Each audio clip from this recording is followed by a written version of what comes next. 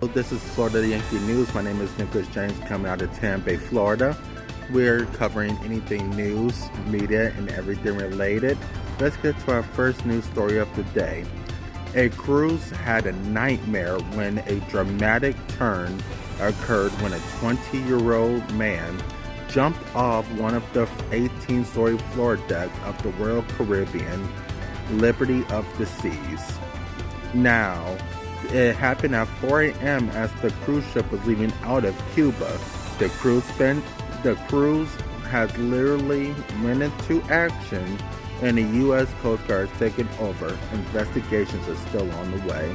Developing story coming out of Miami, Florida. 2 people are dead and 7 are injured after a shooting broke out after a fight during the Miami-Dade shopping center early Saturday morning at the bar, the Martini Bar in City Place in Doral.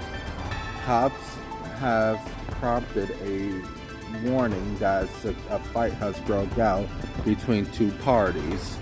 When the suspect was approached, he shot and killed a security officer, prompting the rest of the security to shoot fire. Unfortunately, the remaining security officers were killed too. 4 women were injured, 2 men were injured. 1 police officer was shot in the leg, taken to the police station. He was also used as tourniquet, and 2 people were turned over into the Kendall Trauma Center and with serious injuries. The story is still developing.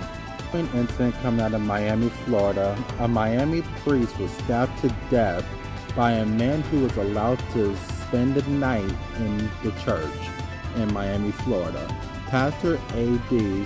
was found dead, stabbed in Appalachia, and the church member who found him in the West Baptist Church called about a stabbing at 5:30 p.m. They found Lenore had been stabbed during the altercation. After a locksmith was called, he got into an argument with a man named Lenore, who was 44, pastor 41, and he was allowed to live in the church temporarily, but calling the locksmith, they got into an argument. Lenore was stabbed 41 times, and he was also ran.